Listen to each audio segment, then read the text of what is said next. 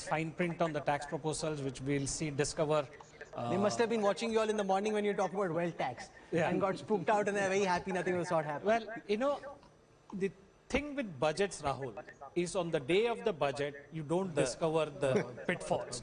On the day of the budget, markets like what is being said and they celebrate it. Markets the next 364 days said and they moan about the execution. For the next 364 days, they lost about the execution. I think this could have been a good time to sort of big lost opportunities. The government to reduce its stake in public sector banks.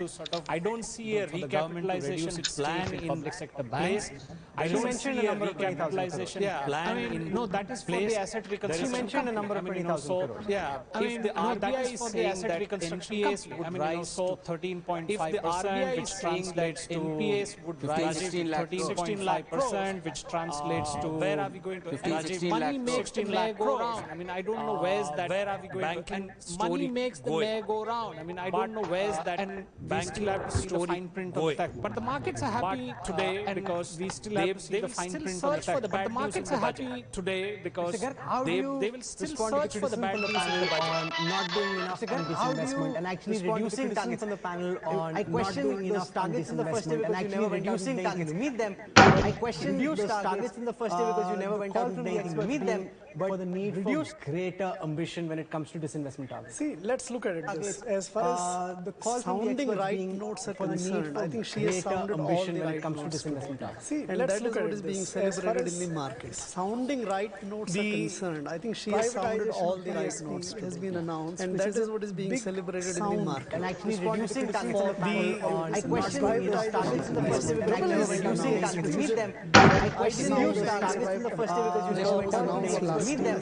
But nothing reduced greater ambition when it comes to BPCL shipping corporations as nothing related to sounding right notes are concerned. I think she has sounded all the BPCL shipping corporations is being celebrated in the market. Sounding right notes are concerned. I think she has sounded all the 15 years announced, and that is what is being celebrated in the market. And actually reducing targets on the panel. I question those targets reducing targets meet them. I reduce targets in the first day because you never went out to and you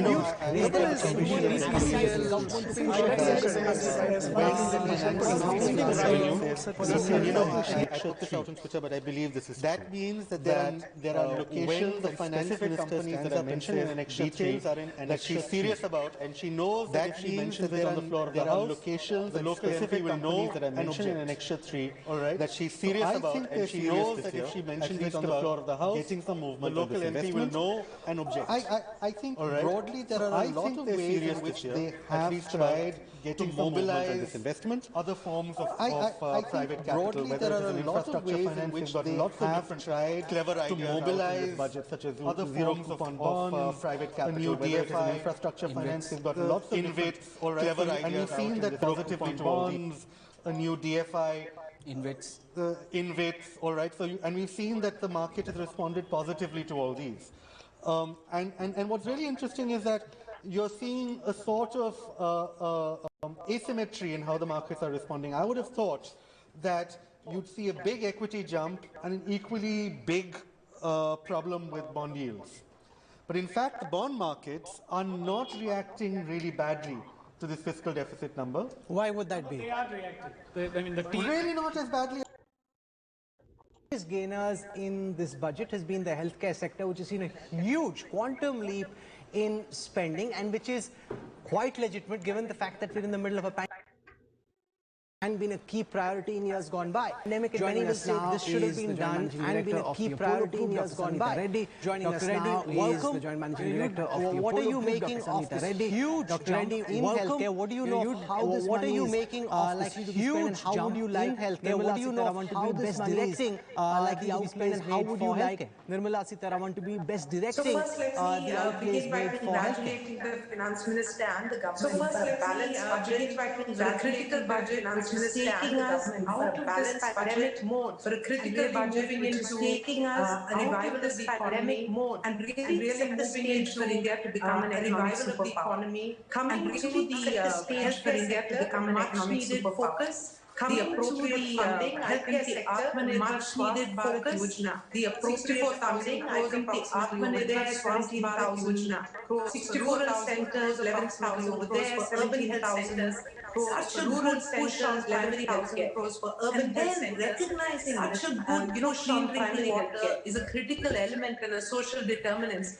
2.8 lakh crores on urban Jal mission. And of course, the vaccine mission is not only well funded with 35,000 crores, our estimate was about 26 is a critical element and a social determinant. 2.8 lakh crores on urban Jal mission. So I think that overall we're seeing a very good budget well funded with focus on healthcare. The stage is was about 26 to 30,000 global superpower in beyond and taking care of our rural, our urban, I think primary and we're seeing a very good budget as well as appropriate focus on Hold healthcare. up, Dr. Rajeev, with an outlay of 35,000 crore rupees for the vaccination program, what would a back of the envelope calculation suggest about how much of the vaccines the government intends to administer? Because so far they've made, they've spoken only of phase 1.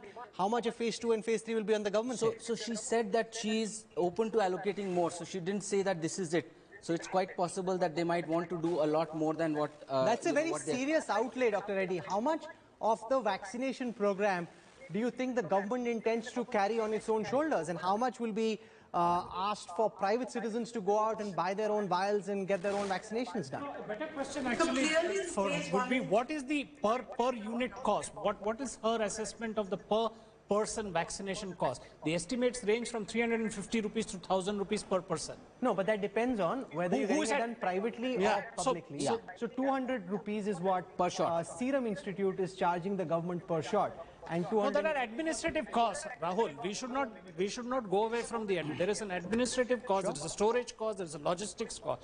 So probably Sangeeta might have some estimate about what the actual per item entity so cost. So Rahul, if you take it very simply, let's assume 130 crore people don't need vaccination, only about 70% need vaccination. 70% at 400 rupees is 40,000 crore, right? 100 crore people at 400 rupees, 40,000 crore. So maybe 35,000 crore may be raised to 40,000 crore, but eventually it's not going to be much more than this. It should cover a lot more. Does that suggest that a large part of the burden of vaccination the government's willing to bear on its own shoulders? Is that the suggestion in the budget, Dr. Reddy? So clearly, I think the price estimate which was discussed is right. It's about 200 rupees for the cost of the vaccine, and approximately 400 rupees is the comprehensive cost, including vial administration, validation, electronic validation. Now, if this budget should cover about 40% of the population quite easily, until that point of time, this is a public health initiative. Once we've done this, the government is quite clear. Phase 1, phase 2 is clearly being covered by them. Subsequent to that, it will be opened up. So I think the stage is set for a very good public health initiative, which makes the country extremely safe. And I think this should be viewed not just as a vaccination program or a public health program, but a preventive health program and a direct path to economic recovery. So I think this is a very significant initiative by the government. I want to get some political reactions now. Let's go across to Sitaram Yechury, who's in conversation with our colleague Ashutosh Mishra. So this is the CPIM General Secretary. We'll be going across to Parliament, getting you some reactions. I'm told that we're just waiting for him to come and start speaking to us. We'll go across at that moment.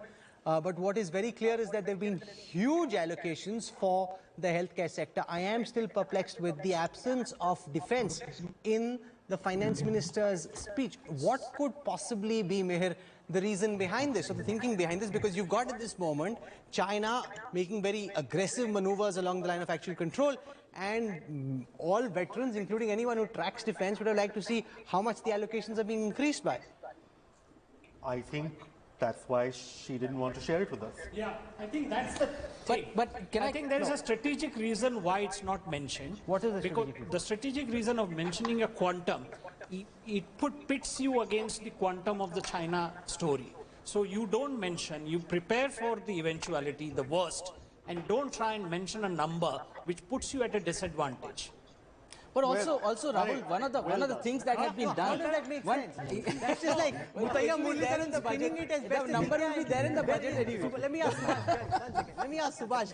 That is Shane Warne and Muthiah Muralidharan. Shankar Iyer is you spinning. Rahul, one of the things that had happened before the budget about defense was the ban on these 101 items. And these 101 items, if you look at the potential of, ordering those with domestic manufacturers, ultralight helicopters, artillery guns, rifles. Even this morning, there's a story of Tata getting the IPR for a spy plane. Exactly. These alone would amount to about 4 lakh crore of orders. If this kind of order can be placed with the domestic manufacturers, you could expect a very No, but you still need an outlay for it. Yeah, you don't see defense expenditure will be over like 10 years, 15 But years. You will have an outlay.